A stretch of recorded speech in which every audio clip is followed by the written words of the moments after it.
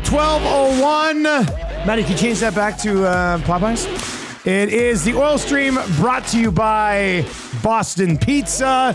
Next on location, February 18th, Westmount.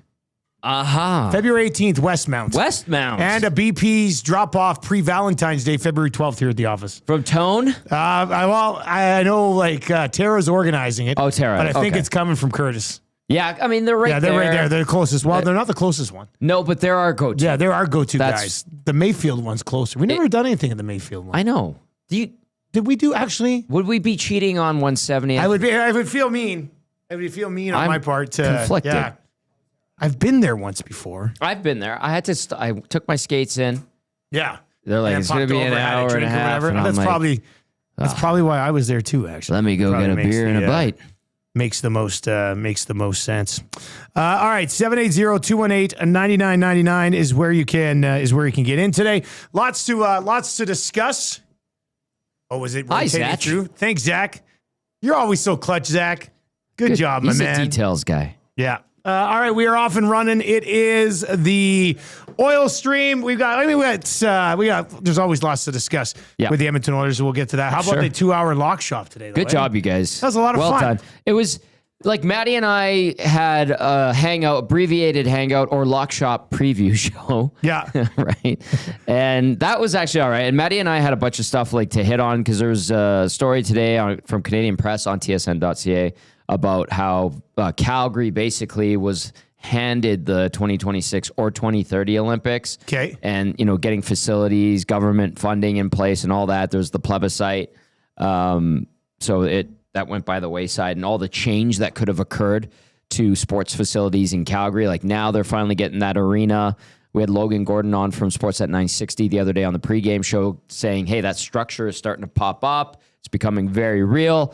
Well, what would have happened if Calgary said, yeah, let's do the Olympics here again? They would have redone all of the Olympic Park, right? They would have probably had to redo the bobsleigh track, which is out of service. The ski jumps would have had to have been tweaked, upgrades to the oval and all kinds of things like that. And then a new arena and then big time upgrades would have happened to McMahon Stadium, which you and I know. Would they actually have they would have upgraded McMahon? They would have had Would they have done the ceremonies? No.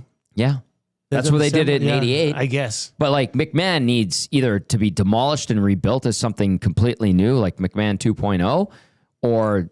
I was going to say McMahon left by the wayside with all these other things, but they would have redone McMahon. Yeah. Well, I mean, I'll say this. I mean, if they were going to bring the Olympics to McMahon, they might as well have torn it down and built something stadium. new. Yeah, exactly. Anyway, how much work you'd have to do to McMahon to make it Olympic caliber? Impossible. Absolutely impossible. Anyway, it's just so that was good, and then the 2-hour lock shop. Great stuff from all of you guys today. Jay was ready to go. He's like, "Am I getting in there? Am I getting in there?" We're sitting in the boardroom around. Yeah, he was very excited. Like a bull in the chute. Boom! Before coming out of the chute and bucking. That's what he was. That's what he was like. Yeah, and then Nanso's sick. Nanso, get well soon. We want you to get well. Yeah. And I'm getting over the second wave of whatever the hell I had. Belzy had it. My buddy Jeff.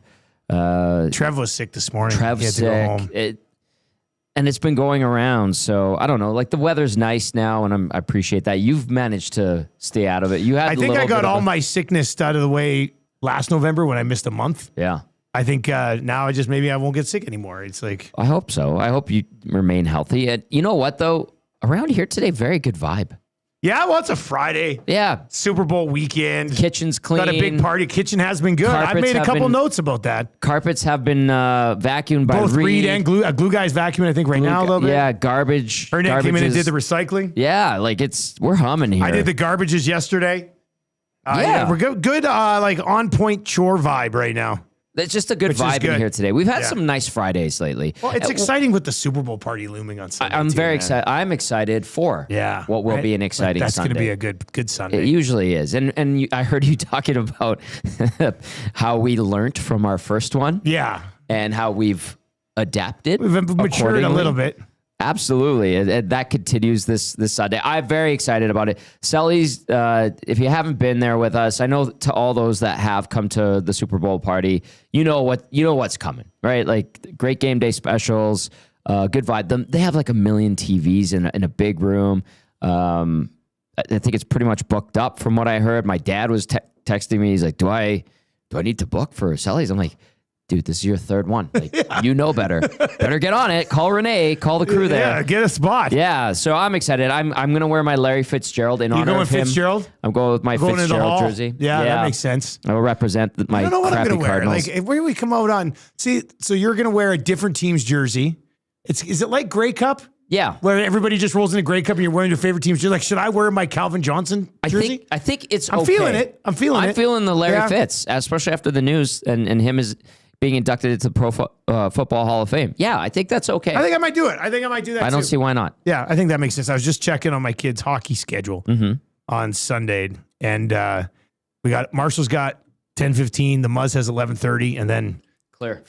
Let's go. Clear the rest of the day. Let's go. So that's pretty good as well. Everybody's excited. All right, you can text us anytime, 780-218-9999, 780-218-9999. You want to talk some Oilers? Obviously, we will talk some Oilers today. Yeah. As we work our way through this thing, we're going to dive into the whole Zach Hyman and the Olympic thing a little bit as well. But let's dive into your Popeyes spicy headlines. If you're looking for a bite to eat for lunch today, obviously Popeyes has you covered. 3-piece bone-in chicken, 12 hours marinated, hand battered, sitting there waiting for you. 3 big-ass pieces of chicken for just $8. You will definitely not be full. Although if you are very, very, very hungry, you can get the combo for just an extra $3 as well. Opening ceremony's happening right now as well. Oh, shoot. Yeah, I know. That's okay. That's okay. I've noticed and watched. Who's carrying the flag for Canada? Kingsbury, isn't it? Is it? Okay. I believe so. Okay.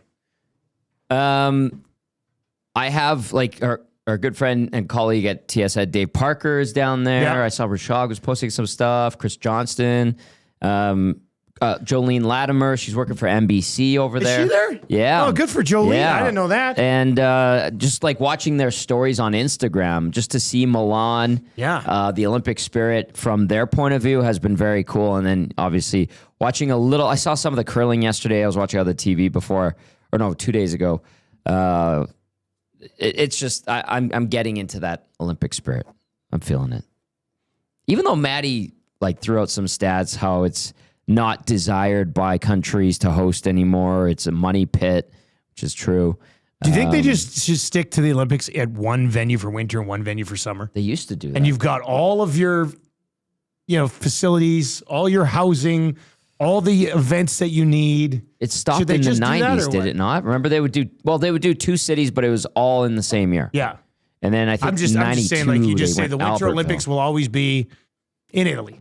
And the Summer Olympics will always be in Greece or, and just leave it all there. The time. If these other countries don't want it, find one country that really wants it and just make it their thing every 4 years. I think that something like that could work for a bit. And then other countries and big cities will say, well, we want it now. Yeah. Like there's always these cycles to this stuff. It feels like, I don't know. I think the Olympics are cool. I think anytime the world, quote unquote, gets together in peace, is a good thing. Oh, athletes celebrating sport.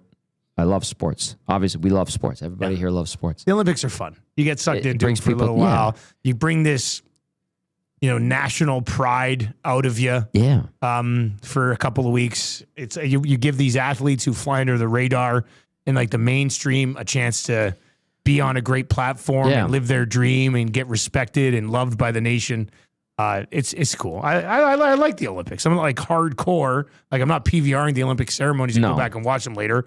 Nowadays, I'll probably watch some of the highlights of the musical acts in Canada coming out and that type of stuff. But I do like watching all the different events, though. One thing, I'll cap it with this, Dusty. One thing I wish here in Canada was that our Olympic athletes made more money and were given more, and there was more support for them. Because I remember we had the Own the Podium program. The Own the Podium thing, that was a big one. And I think there is some... There must be still a version of that. Yeah, but I don't know if it's as robust as it might have been in the past.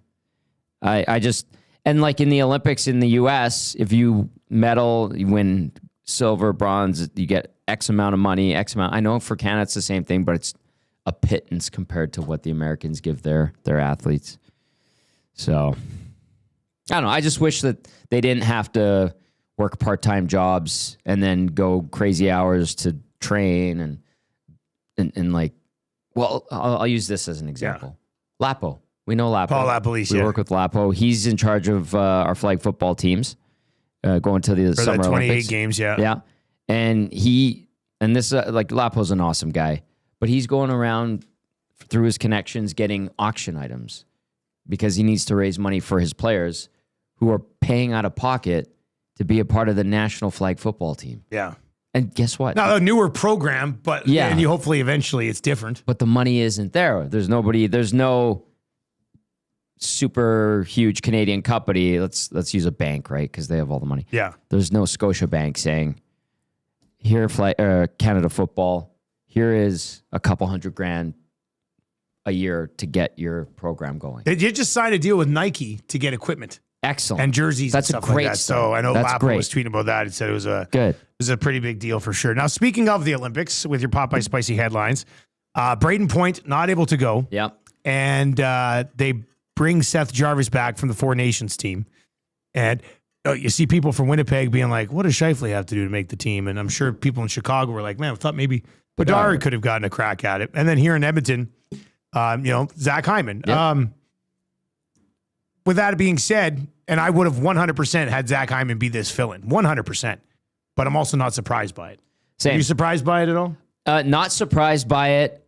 I think he would have been a suitable replacement. So too would have Scheifele, Bedard, sure. But I think we now, if we had a hunch that loyalty to the Four Nations team was a thing, the hunch is it's now no longer a confirmed. hunch. It is proven. Bennett going back, Jarvis. The Bennett one doesn't. I thought Bennett should have been on the team originally anyway. So that one, and he replaced Cirelli, who might be in the same type of role. Right. The thing that pisses me off about Hyman, and Chris Johnson kind of laid it out earlier today when he was on, CJ's like, they were hoping that Brayden Point would be healthy enough and he was probably going to play on McDavid's wing. And management has come out and said multiple times that, the player that they're going to add has to be similar to the one that they're losing.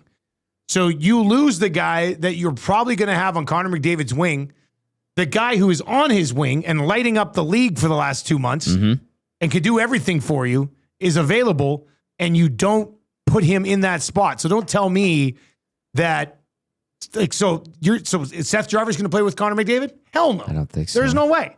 Like, I just don't understand. Outside of, let's just try to run them back with the group that we had, including a blue line that probably shouldn't be together anymore. I don't understand why Zach Hyman isn't the guy you get on short notice to slot in. Who plays with Connor McDavid now? Buddy, I don't even know. Reinhardt or Marner, I guess. Right. I guess. But I still think Reinhardt Zach Hyman's a better fit than both of those guys for Connor McDavid. I feel bad. Like, Zach Hyman should have got that spot. The Kunitz 2014 template is there. It worked really well. I don't know. I have a lot of time for Zach Hyman. I would say if I even recommend him, and you could say you're a homer, that's a homer take. Yep. But guess what? The guy scored 50 a couple of years ago. What do you have? Like 30-something last year. He's scoring at over a 40-goal pace this year. This year, he's right back on track. Oh, if he gets hot down the stretch, he could hit 40 missing part of the season. Yeah, exactly. Like, him and Connor works really well. And I think it would work for Canada really well. If we're sitting here and you got Rashog and Mark Masters over there reporting, and we're 2 days before the opening game, and they're still running some guys through here to see who's going to play with Connor McDavid, it's a fail. Yeah. I'm sorry. I mean, Hyman should be on this team. KQ 4949. What about Scheifele? Yes, in Winnipeg, I'm sure they're having the same conversation with Scheifele. Are we a little bit more biased over Bedard and Scheifele than Hyman? Yeah, of course. I mean, that just makes sense. Yeah. I mean, I'd also say, put Connor Bedard on Connor McDavid's right wing. And interesting. I'd probably let that cook a little bit more too. Yeah. You know what's surprising me in all of this, and I don't. And listen, I know I think he's having a good year. Mark Stone, he just looked so slow at the Four Nations face-off. He's having a good year. Yeah, exactly. And I respect him. He's had a hell of a season, hell of a career. He's getting older. His body is taking a licking, man. I thought he was a guy that maybe would have been looked at being taken off, and you could throw a Hyman in there, but good for him for responding the way he has this season.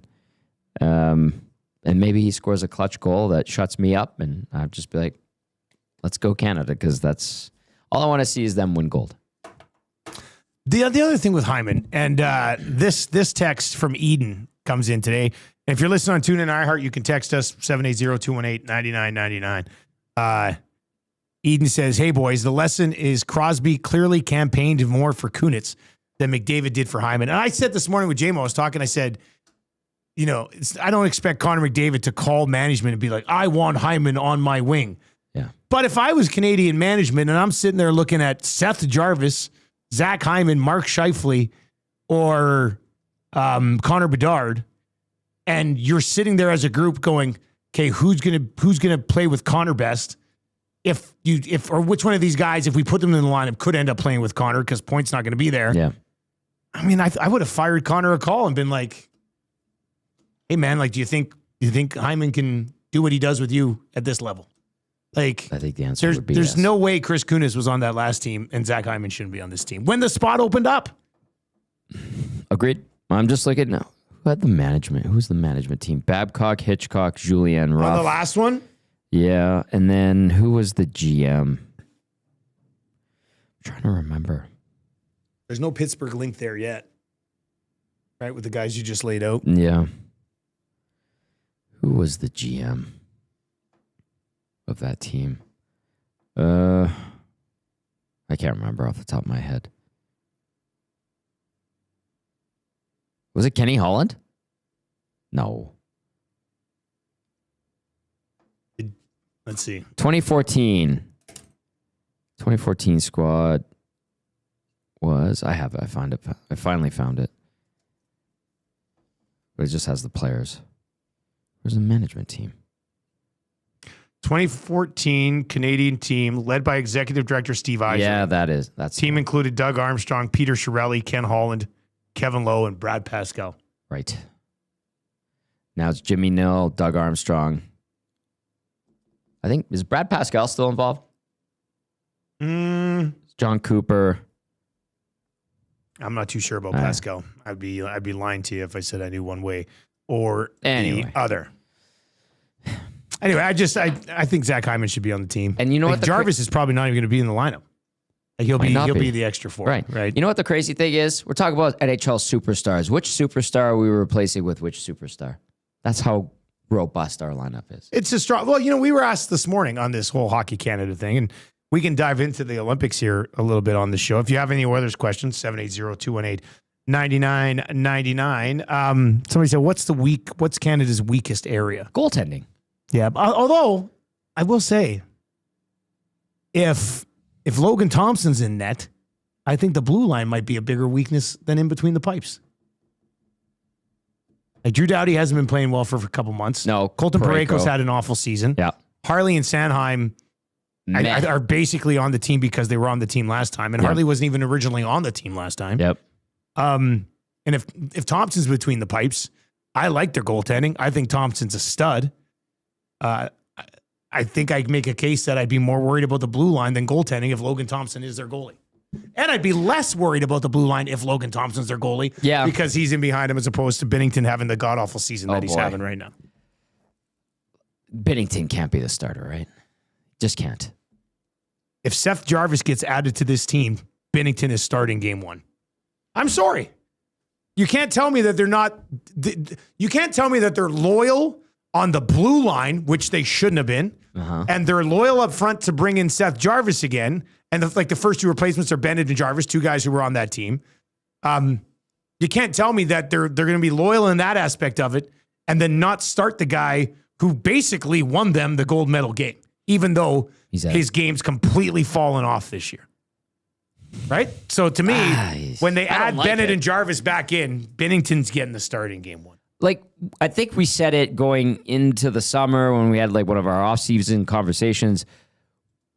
I vaguely remember this. Like, well, what has to happen for Binnington not to start for Canada at the Olympics? And I think our answer collectively was he has to be so bad during the season that they can't start him. And I think what has happened is he's been so bad during the season. He's literally like one of the worst 3 goalies in the entire league. Yes. He's only on this roster because they're loyal to the last roster. Right. That's why that's why he'll start, I would think. RCN says Bouchard and Schaefer over Parayko and Sanheim. I would have done that. I would not have done Bouchard. Oh, I'm sorry, guys. We gloss over his poor I think I would have over. Oh, boy. Now they're different. Like Parayko and Bouchard are basically exact opposites. Yeah. Exact opposites. Bouchard's phenomenal offensively. Colton has very little to no offensive game left. He's big. Parayko does this thing where he will put his body in front of shots. Weird. Whereas Bouchard does the exact opposite on that aspect of it. But I still think I would have had Bouch's elite offensive abilities. Pedestrian defensive abilities at times. Mediocre at best. You just described almost, well, the whole blue line. The defensive side, you described almost the whole blue line. Yeah. Of the Edmonton Oilers right now. I know. That's a good point. All right, 780-218-9999. And over on the chat, I think this one came in really early here. KBO Devereaux. Got it. Tommy, is there actually any smoke around this coaching change rumor tied to coffee and Mac T? Okay. Tommy, the floor is yours. Oh. I know you love these ones. I know you love stuff like this. So go ahead. Oh, I had a long conversation with someone today about this because it keeps popping up. All right. Sounds like you're setting up to say something I'm not expecting right now. I don't know because it gets silly. Like a message gets put out there and then someone's minions continue to fan the flames and then people believe things. And it's just like, well, let's deal with this shit again today. Because I'm not saying it, never say never. Okay. If Paul Coffey to the bench again would be a scenario that happens, the current coaching staff would not be happy. Okay. They would not like it. I'll start there. Okay. Mac T behind the bench would be very surprising. Now, Mac T is an Oiler through and through. He's a great human. I love Mac T. Got to know him very well over the last 10, 15 years. I don't know if Mac T wants to put up with that stuff. And I don't know if Mac T wants to be an assistant coach because it doesn't sound like Knobloch's going anywhere, from what I'm told. Mac has been vacationing a lot. He's been in and out of town, but he bleeds orange and blue, and he would do it if he was asked to. Now, Mac's a bit older. He's had health issues. I don't know if he would want to step behind the bench again. I think his heart would say yes. But I don't think that's likely either. So 67 years old, Mac T is now. Yeah, I see him. He lives right across the street from me. I see him a lot. Also, are those good solutions? Probably not. Let's be honest here. And I like how people suggest like Paul Coffey will run the defense. I went on a big tangent a few months ago where I described how it worked with the defense. I did get some pushback. Yeah, well, I told you where I think that pushback came from. Yeah. Because when I went on that tangent and I showed up at the rink the next day, I had multiple people with the team say you were 99.99% right about what you said about how that dynamic worked. And then it was followed up with stories of what occurred within that group as a coaching staff to confirm what I said. Yeah. So, and I appreciate where that pushback comes from, but this is what I'm told. I'm here every day. I'm at that rink as much as anyone else. I'm telling you what I've been told. So now, here's the other part. I'm done talking about Mac T. I might come back to coffee in a second, but go ahead. What's the other part? They lost a lot of veteran presence in the coaching department in the summer, Paul Coffey included. I told you how much I appreciate Paul Coffey, how cool I think he is. And he has a swagger and he has a presence. He's a Hall of Famer. He's one of the best hockey players of all time. When you lose that, regardless of how well he works within the coaching staff, that's something. Okay? They lost David Pelche and Dustin Schwartz, who, as much as you might not like Dustin Schwartz, was with that organization for a long time. Same with David Pelche. They were super tight with Glen Gulutzan. And I'm leading those two guys were tight with Gully. Yes. Yeah. And I'm leading up to Gully here. Okay. Gully is the big missing piece here. He's the hole. Gully was the glue guy for Connor and Leon. The big guys love Gully. They made him a very high-paid assistant coach, but he got an opportunity with Dallas, and he took it. I think the biggest loss was Glen Gulutzan. This coaching staff right now, they're working together for the first time. They're younger. They don't have as much experience. They don't have the presence of a Hall of Famer like Paul Coffey. And it's been a challenge. On top of that, the pieces, the ingredients that they've been given to work with from their GM and CEO are not as good as what they had in the past. It's a bad mix. It's a bad mix. And this team has taken a step back, as we anticipated in the offseason. So if you're going to patch this thing together and think that Paul Coffey or Mac T behind the bench is the solution, I think you're making a mistake. Okay, I've got a lot of questions. That's my here. opinion. I've got a lot of questions on some of these different elements that we're discussing. So 780-218-9999, 780-218-9999 is where you can get it. Somebody says, focus in on Dusty's writing there. Stop trying to see what I'm writing down. Okay, quickly on the Coffey thing. Okay. The Coffey thing would be, that's just straight up Daryl Cates. Yes. Daryl Cates would say, I want Coffey back on the bench. The coaching staff would be like, let us do our thing. Keep in mind, Paul Coffey is right below Daryl Cates. It would be, to me, it would look, whether I think it would be a good idea or not, to me, that would make the entire thing look dysfunctional. Okay? Like, that would not look good. Listen, as successful as this franchise has been in almost winning Stanley Cups in the last 2 years, it isn't always a smooth operation. All right, so that's the Coffey piece. We'll get to Gully in a second. No, we'll get to Gully now. No, we'll get to it in a second because it's a bigger conversation that I want to have. Troll says, and I asked, we did this yesterday on Two Guys, hit it on the morning show a little bit today as well, but obviously no Two Guys yesterday. So Troll wants to know how you would rank the issues, management, coaching, goaltending, players from 1 through 4 of this. So this team's on pace for 90 points. Yeah. You know better than anybody, the last 4 years, they've been over 100. Yes. Comfortably. Yes. Now they're on pace for 90.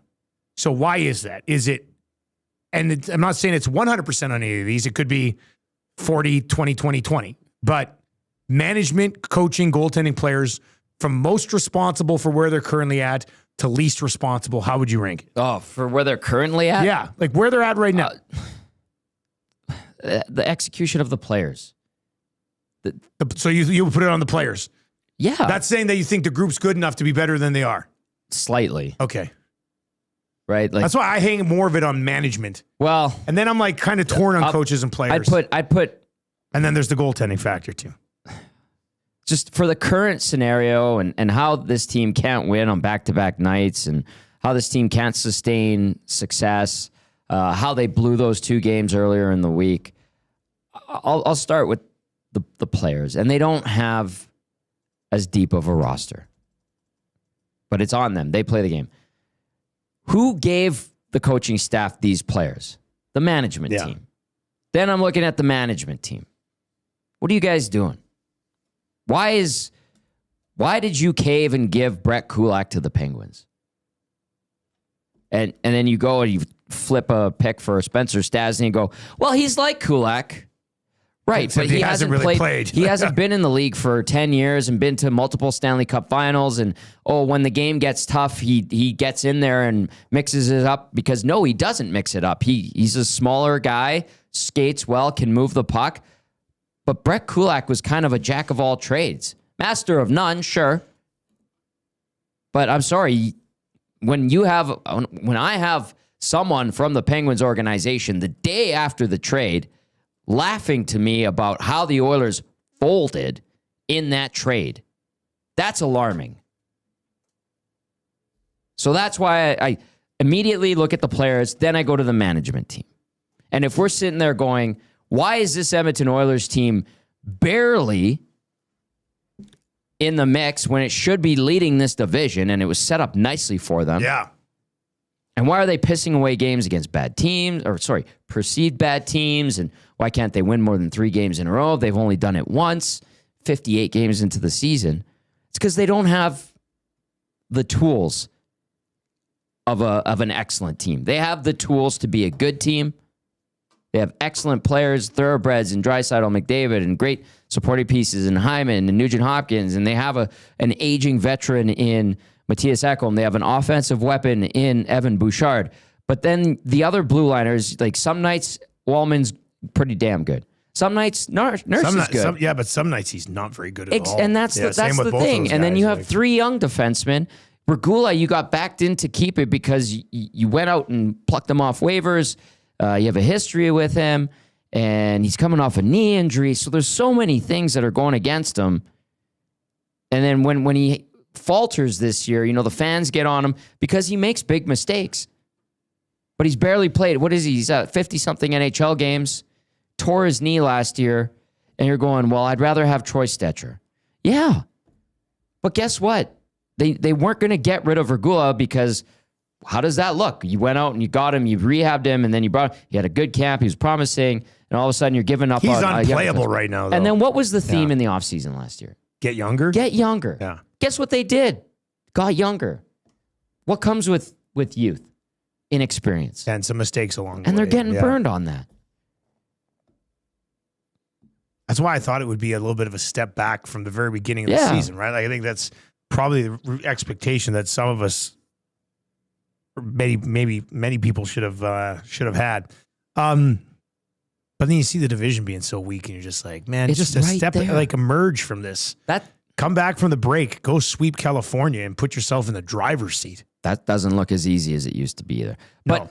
Dusty, myself personally, I look at Connor and I look at Leon and Hyman and Nuge and Ekholm, and I look at those guys and watching them grow as players and people. Like, I still give them the benefit of the doubt. And I think I always will because I'm biased, and I started my career around them at Oilers TV, and I think they are capable of taking this situation and putting the team over the top. Will it drain them? Perhaps. Will it catch up to them in the playoffs? Probably. But I feel like they can take a hold of this scenario and take advantage of a weak Pacific Division. I still have faith in that. As much as I try to be impartial, I'll admit my bias towards those guys saying, F this, enough is enough, let's go win some games. Okay, so 7-8, it's funny, because we've asked a lot of people that question over the last 24 hours. I threw it out on Twitter, got a couple hundred replies. And what's really kind of amusing to me is that the goalies were like at the bottom of the list. Well, the goalies aren't great now either. No, I know, but they were the least to blame. Like, with all the bitching about goaltending that you've seen over the last little while, and if I would have asked this question earlier when Skinner was still here, goalies would probably be a little bit higher up on the list. Yeah. But it's funny because most people at this moment, at least, are looking at management, are looking at coaching, are looking at the players, and then goalies came up fourth on that list, which was pretty funny considering the amount of talk about goaltenders that we've seen on a regular basis in the market. Okay, I want to go back to Glen Gulutzan. Sure. Because Tommy, we know that the big boys absolutely adored Gully. Like, he was their guy. Yeah. That's why he kind of survived through some different coaching It's staffs. like 4 different regimes. So Why did he not become head coach when Knobloch became head coach? I don't know. I'm just asked. thinking about that now. I'm like, if those guys love Gulutzan so much, and now he's been a head coach twice already before that, got a head coaching job now, doing a good job with it. Why wasn't he the guy at some point? This I've never dove into. And he come here 2018 as an assistant, right after he was done with the Flames, right? Yeah. So let's just analyze it. So Gully comes in after being a head coach, didn't have a great run with the Flames. Flames were they were okay, but nothing special, right? And so comes in here with, I think, Todd, then sticks around with Hitch. He develops this rapport with the big guns. Call him a glue guy, if you will. And then they go out and they bring in Dave Tippett.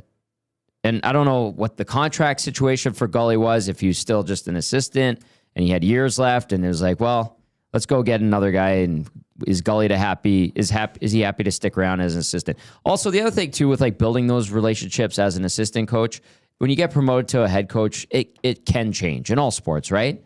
All of a sudden, you're not the good guy. Yeah, you have to be the bad guy at times. So I don't know how much that factored in. I don't know. Maybe Glenn didn't have a pressing need to take over behind the bench as a head coach again. Maybe he was content in his role. I know he had his family back at Calgary. He could easily commute.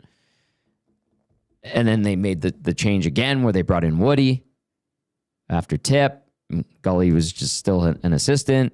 And then they make the move to bring in Knobloch, and Gully was still assistant. I do know that assistant for Todd, Ken, Dave, Jay, and Chris. Yes, and I think there was some discussion about could they lose Glen Gulutzan a few years ago, and I think the Oilers stepped up and paid him pretty good to stick around, and he was kind of okay in his role. And then the opportunity presented itself back in Dallas, and Jim Nill recognized what Gulutzan is and brought him back, and maybe he was ready too. So that's me looking at the Knobloch one's interesting. When Gully, you keep him on the staff over and over and over again. But what happened? The players love him, and then all of a sudden you bring in a guy who was a hot young coach, but didn't have the head coaching experience in the league that he had. And look, Knobloch's gone to back-to-back Stanley Cup Finals. Yeah. I feel like if Gully was a head coach, they probably would have done that as well. But perhaps. I don't know. It just seems weird to me that he was around for so long and never got the look when the guys apparently just loved him. And then there's the back-of-house stuff, the politicking that happens. Yeah. I'm not getting into that crap today. No, there will be a conversation for that at some point down the road. But I think a lot of that stuff has to be eliminated to get some dysfunctionality out of things. I think you're right. I think it's been a hindrance to this organization for a couple of decades. All right. There was a text in here earlier, 780-218-9999. Sorry, I'll try to sort through it. Maybe it was over on the nasty chat. But somebody said, would the Oilers be in a better spot if it was still just Ken Holland's show? So they never bring in Jeff Jackson, and Kenny Holland's still just plugging along here. I tend to say I would lean towards I think they might be in a better spot. I think they would. Ken Holland wasn't perfect. He effed up too. I think they would have better depth. Better depth, guys. I think they would have better players and wouldn't have done some of the things that they have done to the roster. Also, Ken was a lame duck GM his last year. He was basically his hands were tied behind his back. Jeff was already here. Yeah. Right, there was that overlap. There was outside forces working. There was overlap there. And Paul had been brought in and was starting to get his feel for the organization from up an close. Advisory That's right. role or whatever. And that did, I'll say this, when they brought Koff back, because remember they brought him in during Todd McClellan's time? Yeah. He basically, the coaching staff was like, why did the owner send a spy in? When they brought Koff in the first time. Yeah, and they called him a development coach. Yeah. Quote unquote. Yeah. It didn't sit well. That's how it was viewed from the coaching staff. Yeah. And then that's exactly how it would be viewed from the coaching staff now if for some reason they helicoptered Coffey back in. They brought Koff in to help with management. And Paul Coffey's intentions are to help this team win. He wants to do everything in his power to help this team win. But his only person he's answering to is the owner. So when they brought him in again a couple of years ago, and he's there to support and help, and you got Kenny Holland going, well, what's Paul doing here? Am I working with Paul? Do I answer to him? Do I have to go through him to get to the owner? Like, it created friction. There were issues. Yeah, you probably shouldn't have that. Like, you should know exactly who's reporting who to where, and it's... So, as much as I like him, it created issues with the coaching staff back then.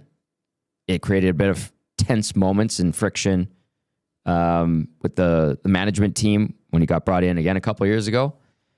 Remember, he got thrust behind the bench while Knobloch was brought in. Like, it's all very bizarre. How some of I wonder if Ken, let's just say Jeff Jackson never existed, and whoever put him in place, they left Kenny Holland running the show. I think Gully would have been the next head coach. I don't know, honestly. Yeah. I don't know. It's interesting. I don't know.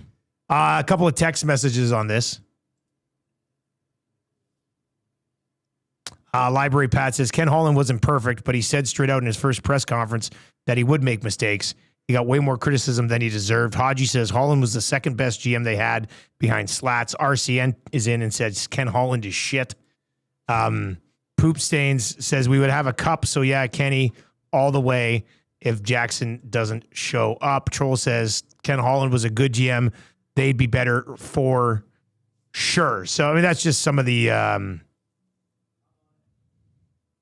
reaction on it. I mean, it's tough going back and looking at it all now, but it's interesting talking points. It is, considering this does seem to be a bit of an off year, and it's on Stan Bowman now to turn on. Somebody else asked Tommy, and I think we all kind of know the answer to it, but it was basically, does Stan Bowman have the final say on the coach, or does that does he not? And I would say he doesn't. I think it's not. It's not his final say. I think, again, he's working in tandem with Jeff Jackson.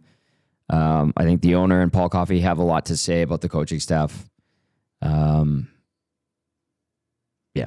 And some others. So Big Dave is in and says a coaching change might be a short-term solution if they can get a coaching group that is willing to blow up the leadership group and make some serious changes, but that might not even matter if they don't upgrade the bottom half of the defense and overhaul the bottom six forwards. So yeah, we will.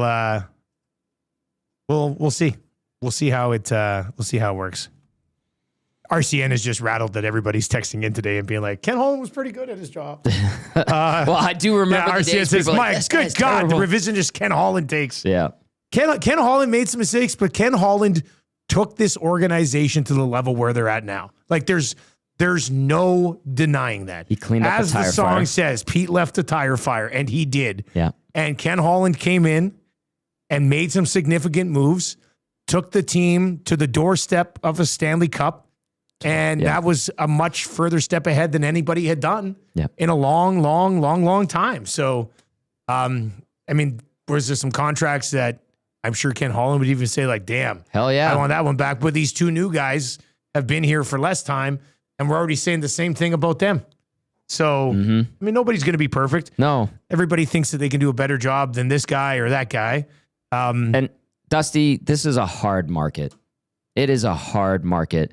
I remember when Keith Gretzky took over as interim GM, the Oilers were looking around at potential GMs, one who is leading one of the best teams in the league as general manager. He was looking for... Can you say this again, Tommy? I missed it. Sorry, I was reading a text. So like 2019, after the tire fire that Pete left behind, that was made legendary in that great song that you wrote.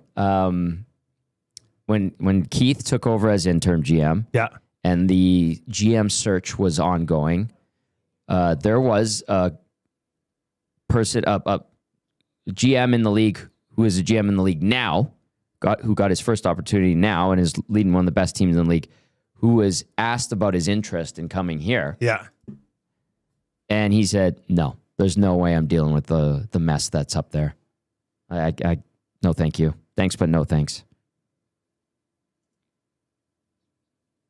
That's not great. No.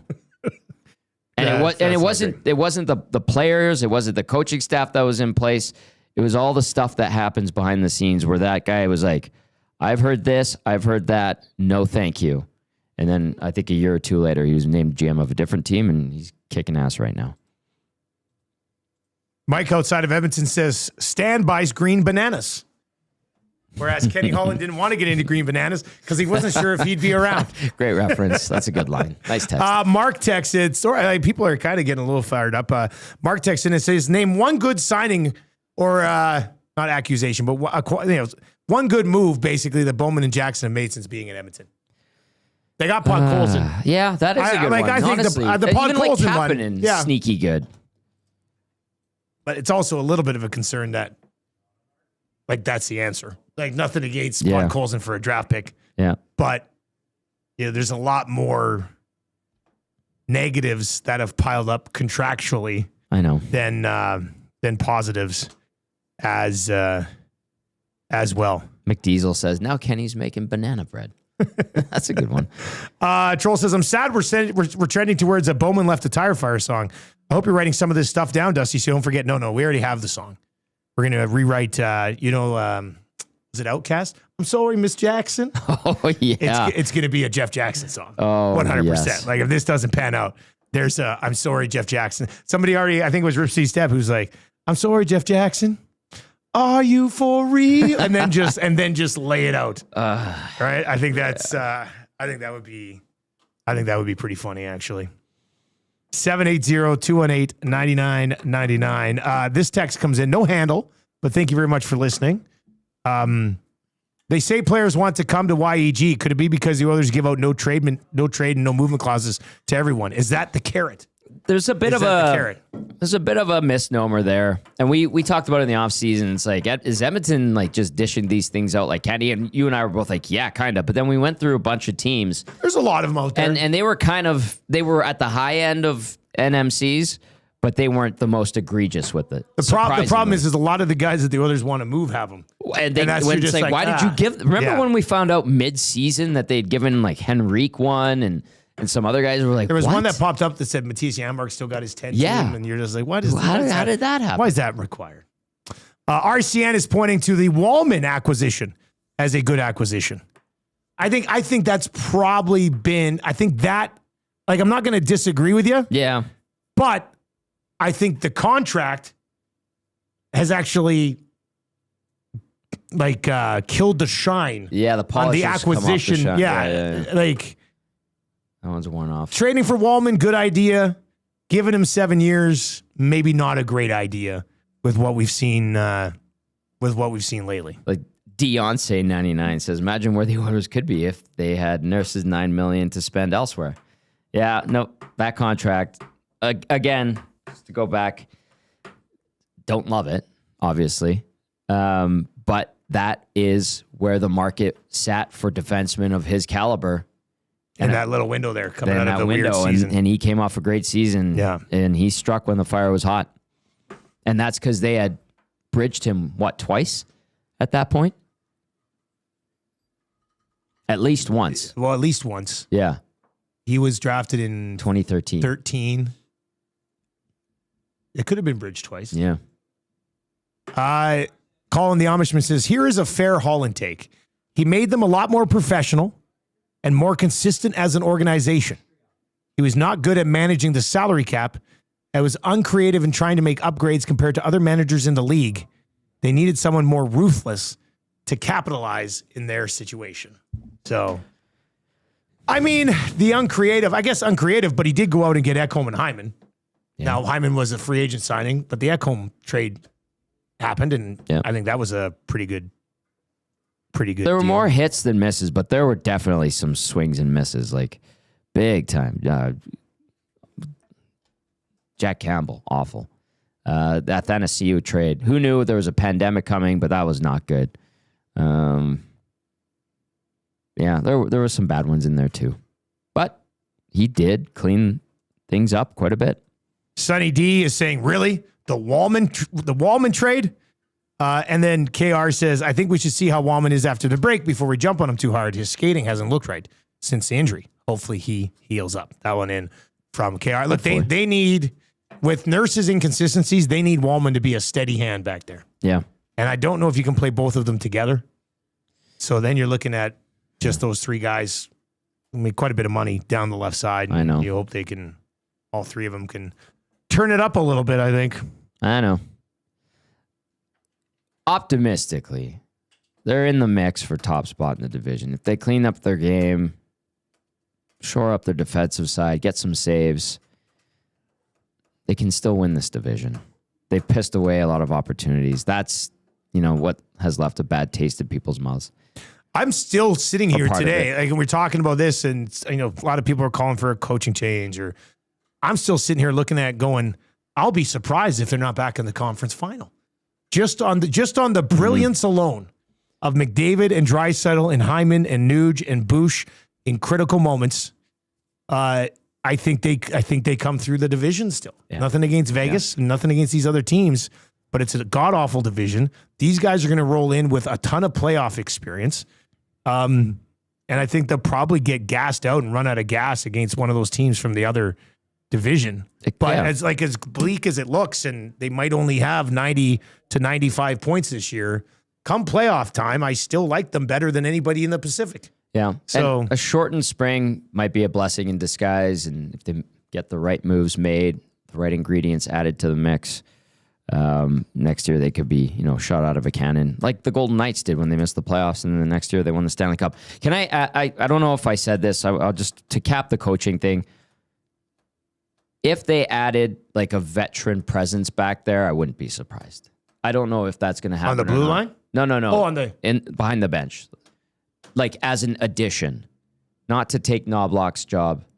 But the veteran presence, it's Coffee or... Oh, I don't know. I think ideally it probably isn't one of those That's two. what I mean. That's what I like. But if they went out and found a guy that was a head coach, like we see it a lot on benches around the league where you're like, oh, what's Claude Julien doing on their bench? Oh, he's an assistant. You see guys who were head coaches and they take assistants jobs. And sometimes those guys are very instrumental in helping a younger head coach and bolstering the room and adding that presence to the coach's room, and then having that respect from the players.